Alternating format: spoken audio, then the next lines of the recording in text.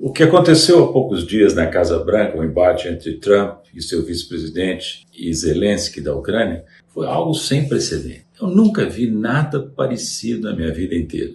Nunca. A única notícia que eu tenho comparável é do tratamento que Hitler dava ao líder da Áustria, logo antes da incorporação da Áustria à Alemanha nazista, e ao líder da Tchecoslováquia, logo antes da incorporação dos Sudetos à Alemanha. Mas esses são relatos históricos de pessoas que participaram dessas reuniões, mas nos bastidores, o que nós vimos agora foi uma coisa totalmente diferente, à vista de todos, o mundo inteiro olhando. Foi um desastre. Zelensky foi humilhado, tentou reagir, opinar, mas foi massacrado. E não digo que ele não tem responsabilidade no que aconteceu, mas o modo pelo qual ele foi tratado foi não só um desastre para Zelensky, mas também para os europeus, que são hoje seus principais aliados, né? Aliás, o primeiro-ministro da Inglaterra tinha estado lá poucos dias antes e foi tratado com certa, não digo hostilidade, mas com certo desrespeito também pelo presidente americano diante das câmeras. Mas o ponto que eu queria frisar nesse breve comentário é que não foi bom para Trump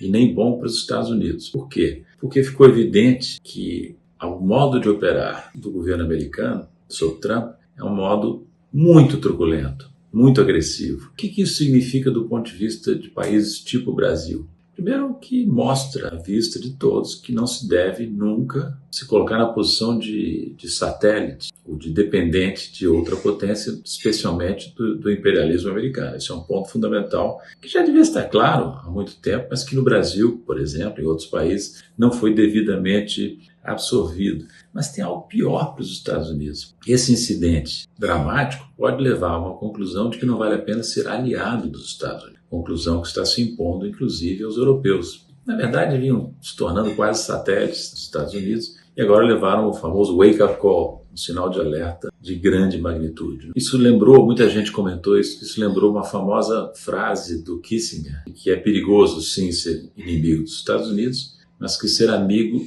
pode ser fatal, disse Kissinger, não um pronunciamento público, mas uma conversa particular. Se os americanos, dizia o Kissinger naquela época, estou falando de final dos anos 60, se comportarem como se os seus aliados pudessem ser abandonados, chegaria-se à conclusão de que não só é perigoso ser inimigo dos Estados Unidos, também é fatal ser seu amigo. Então, para os americanos, para o governo americano, para o projeto de poder dos Estados Unidos, esse tipo de coisa não é, de modo algum, positivo. Mas, de novo, para nós, o Trump apresenta uma vantagem considerável em relação a presidentes anteriores. Ele não acredita na hipocrisia, ele expressa com a maior franqueza a sua arrogância, né?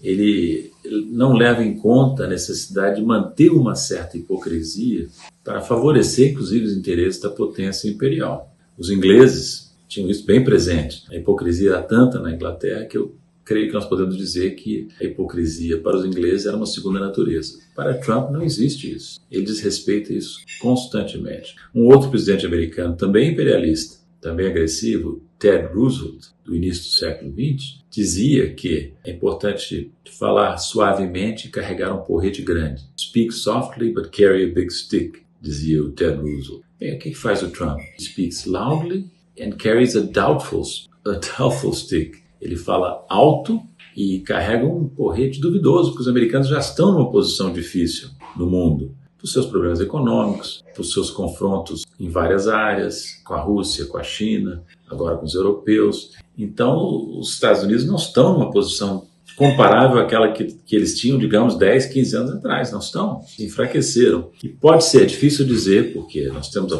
pouco mais de um mês da presidência de Donald Trump, difícil dizer o que vai acontecer, nós estamos sujeitos a uma incerteza radical nesse momento. Pode ser, com esse comportamento e outras manifestações dele, Trump esteja enfraquecendo os Estados Unidos, em vez de Make America Great Again, tornar os Estados Unidos grandes de novo, isso pode estar se tornando os Estados Unidos mais fracos, mais isolados e, portanto, modificando para melhor, do ponto de vista dos países que sofrem com o imperialismo americano, a situação internacional.